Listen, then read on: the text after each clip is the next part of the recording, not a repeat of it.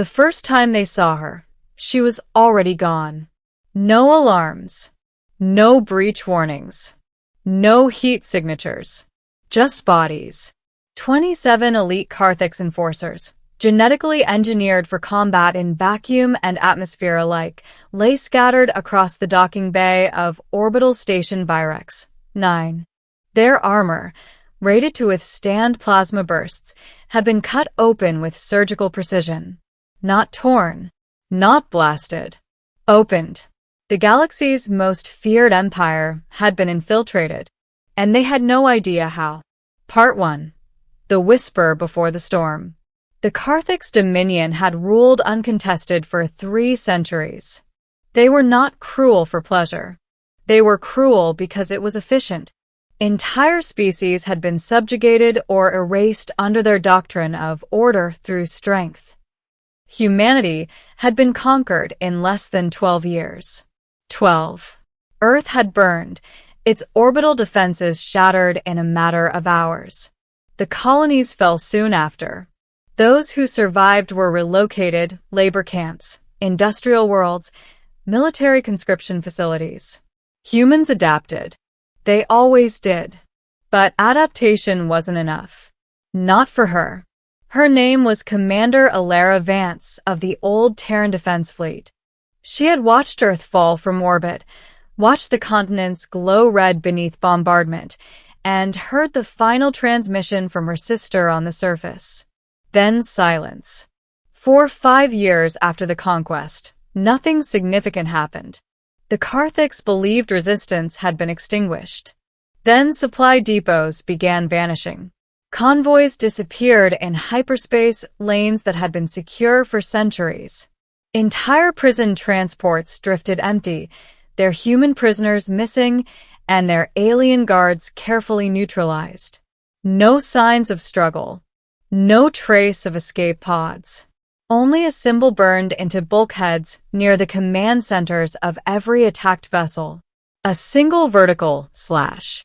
No one knew what it meant. But rumors spread. Among enslaved species, it became a symbol of hope. Among Karthix officers, it became a nightmare. They gave her a name. The Silent Blade. Part 2. A Ghost in the Machine. Supreme Warlord Kareth Voss did not believe in ghosts. He believed in logistics. So when Virex 9 fell without a single alarm triggered, he did not rage. He analyzed. Review all sensor logs, he commanded. From 1 hour before to 1 hour after the incident. His subordinates complied. Nothing. No atmospheric fluctuations. No stealth signatures. No internal security overrides. Impossible, hissed one of his advisors. Incorrect, Voss replied calmly. It is happening. Therefore it is possible. What they did not know was that Alara had been aboard Virex 9 for 9 days before the strike. Hidden inside a maintenance pod launched from a salvaged freighter.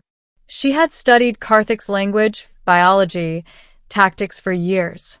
She had dissected their ships in simulations and learned their security patterns. The Dominion trusted automation too much. Alara trusted instinct. She moved through ventilation shafts barely wider than her shoulders, slowed her breathing to evade bioscanners calibrated to detect stress hormones, and used blades instead of firearms. Plasma weapons left residue. Blades did not. The first guard never saw her. The second sensed something, just enough to turn before her strike severed the nerve cluster beneath his jawline. She left them where they fell. Fear was a weapon. At the station's core, she accessed the Dominion's encrypted network using a stolen quantum cipher. Within seconds, terabytes of classified data streamed into a compressed drive embedded in her gauntlet. Fleet movements, slave world coordinates, terraforming targets, and something worse. A planned extermination of 3 non-compliant species scheduled within 6 cycles. Alara exhaled slowly. Not today. She planted charges at the station's central power relay, calibrated not for maximum destruction, but for collapse. When the explosions came, they were surgical. Virex 9 did not shatter. It died. Life support failed. Docking clamps disengaged. The station drifted, powerless, a silent monument to vulnerability. By the time rescue fleets arrived, she was gone. Part 3. The hunter becomes the hunted. The Dominion escalated. Entire sectors were locked down. Travel between systems required biometric clearance. Human populations were relocated again, scattered to prevent organized rebellion.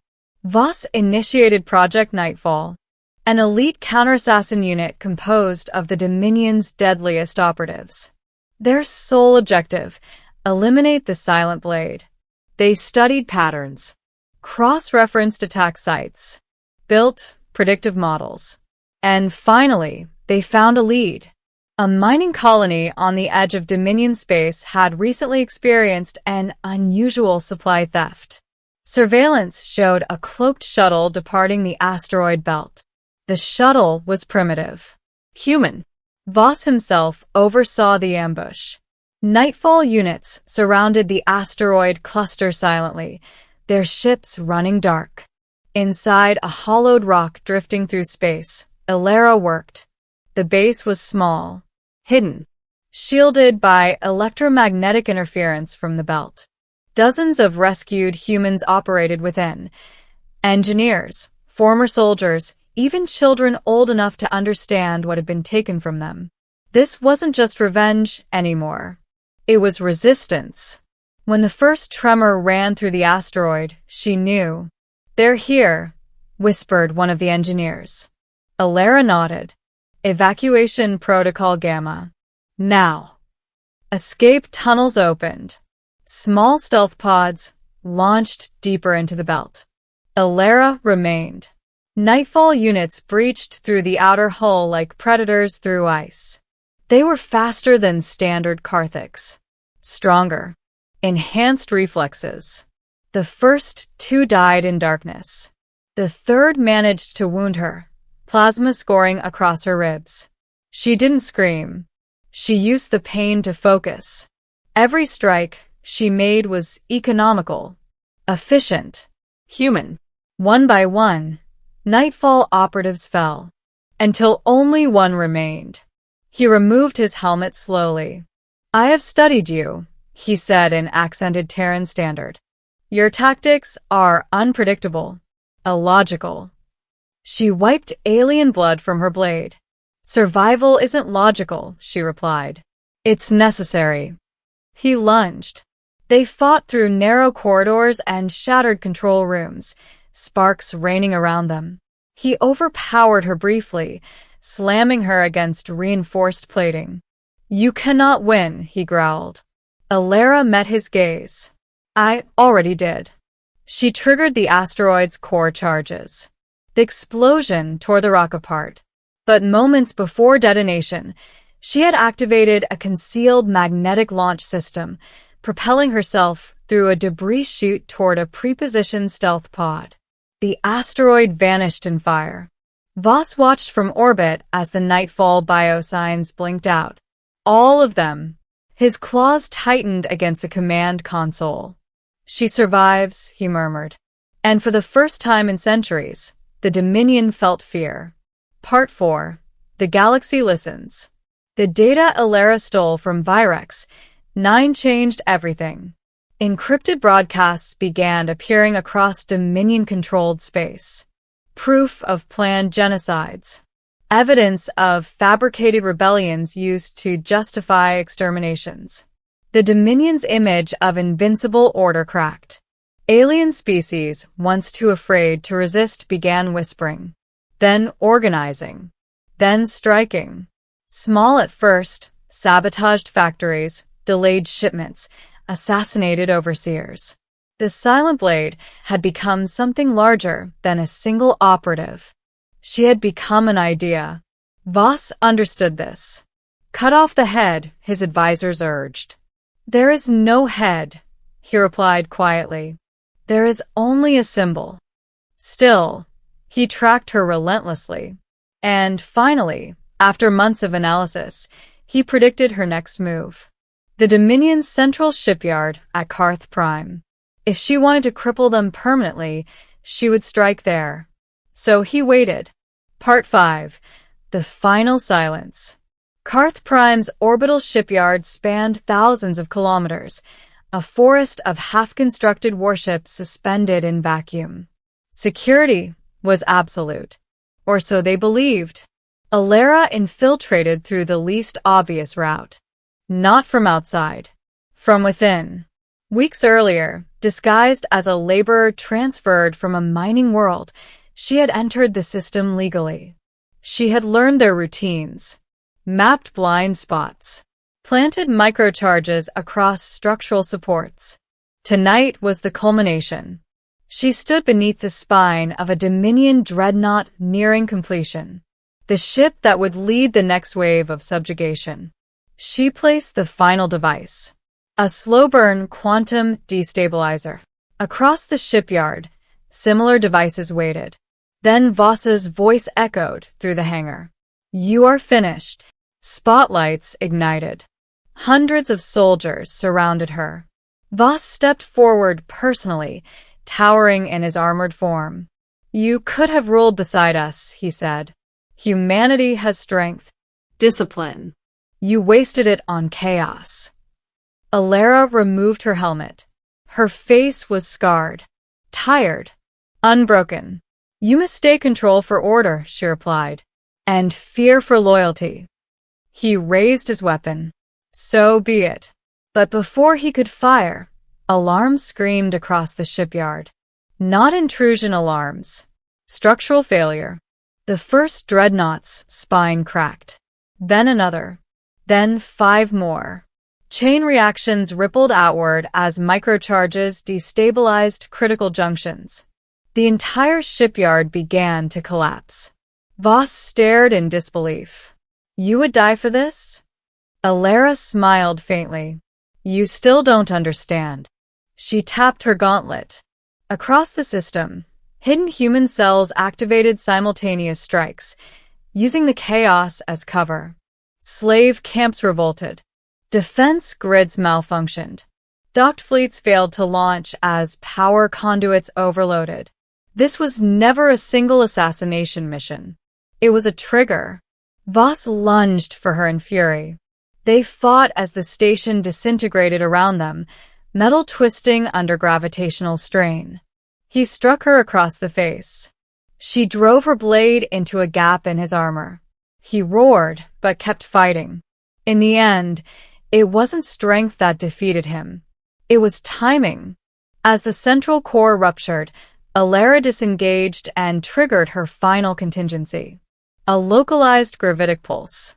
Voss was thrown backward, directly into the collapsing reactor chamber. He vanished in white light. Alara ran.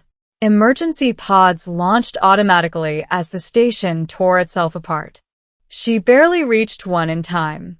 The shipyard of Karth Prime, heart of the Dominion's war machine, collapsed into burning fragments. Across the galaxy, oppressed worlds watched the explosion bloom in the sky. And they rose. Epilogue. The name that echoes. The war did not end in a single day. Empires rarely fall cleanly, but cracks became fractures. Fractures became collapse. Without Voss, without their shipyards, without the illusion of invincibility, the Dominion fractured under its own weight. Humanity did not seek to rule. They sought to end chains. Years later, in a free council chamber orbiting what remained of Earth, representatives of dozens of species gathered. On the wall behind them was a single symbol, a vertical slash. No one knew where Alara Vance was. Some claimed she died in the destruction of Karth Prime. Others believed she still moved in the dark, ensuring no new tyrant rose unchecked. But every child on liberated worlds knew the story. When oppressors whispered of rebellion, when tyrants tightened their grip, they remembered. She moves in silence. And the galaxy knows her name, not because she sought glory, not because she demanded fear, but because one human refused to kneel, and in doing so, taught the stars how to stand. The explosion of Karth Prime's shipyard was seen from 17 systems away. For a full minute, nothing followed it. No counterstrike. No rallying fleet. No Dominion proclamation promising vengeance. Only static.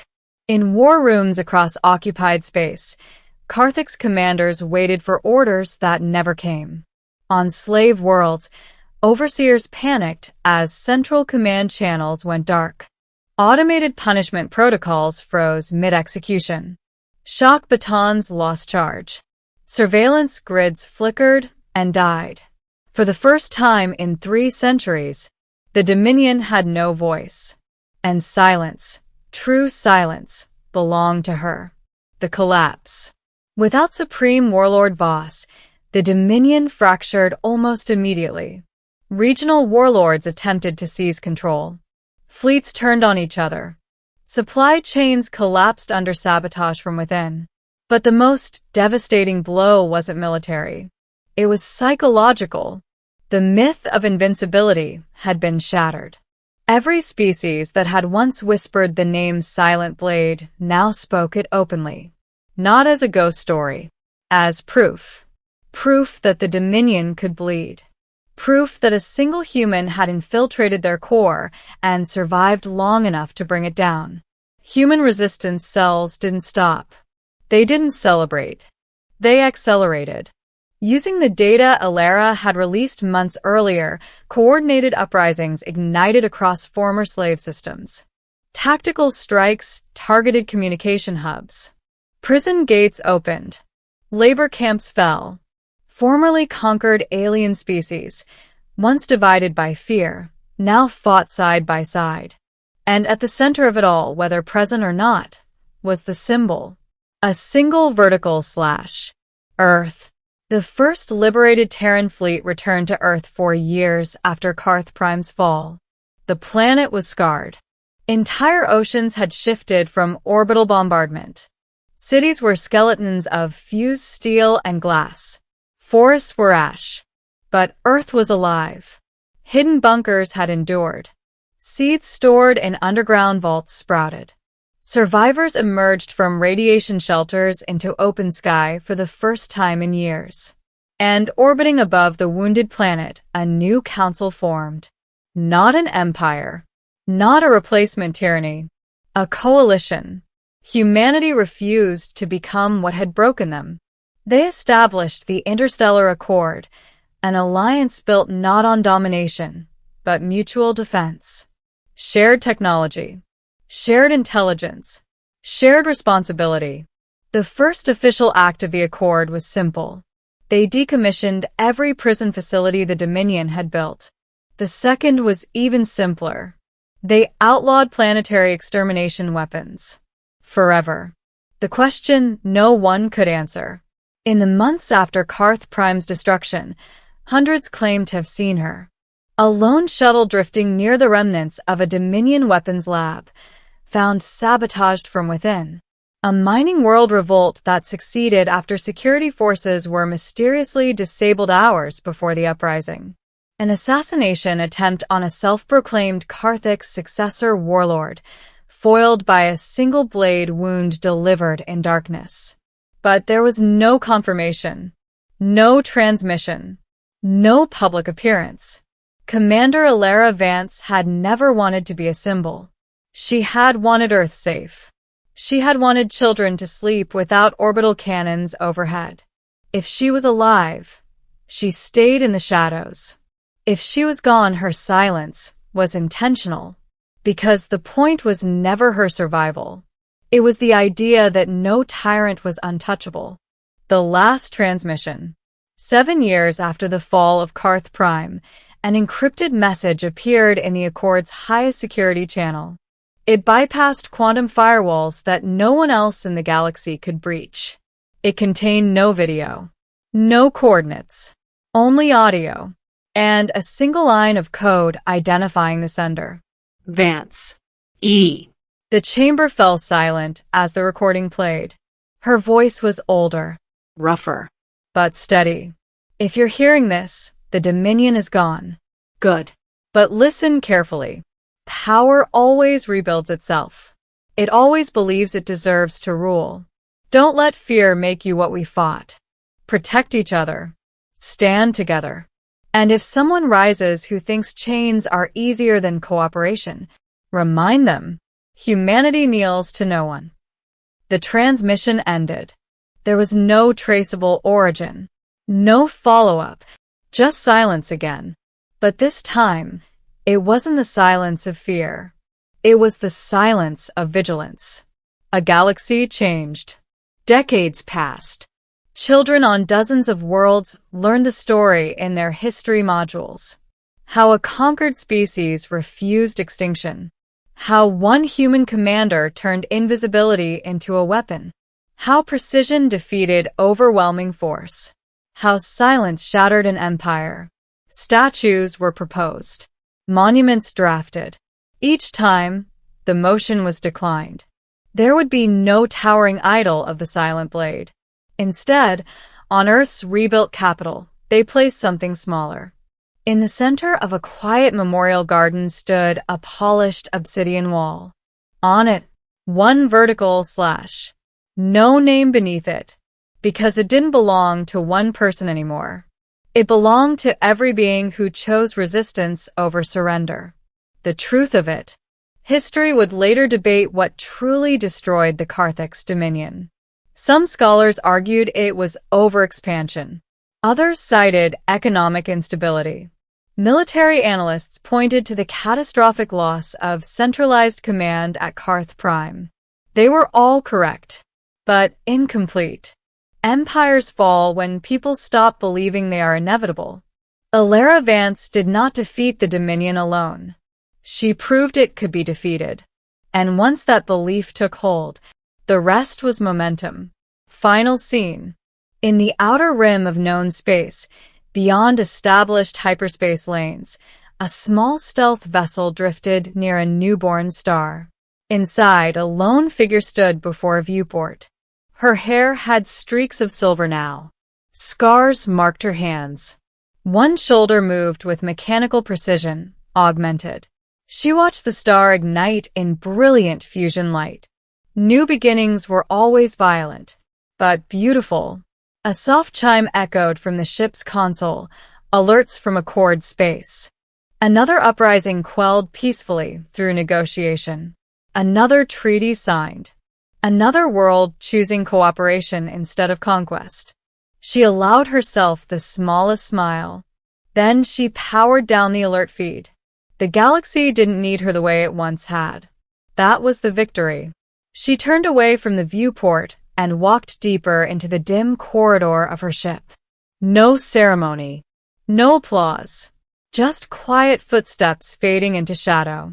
And somewhere, on countless worlds, when injustice stirs in the dark, when a ruler forgets the cost of arrogance, when chains begin to form again, whispers travel faster than fleets. She moves in silence, and the galaxy knows her name.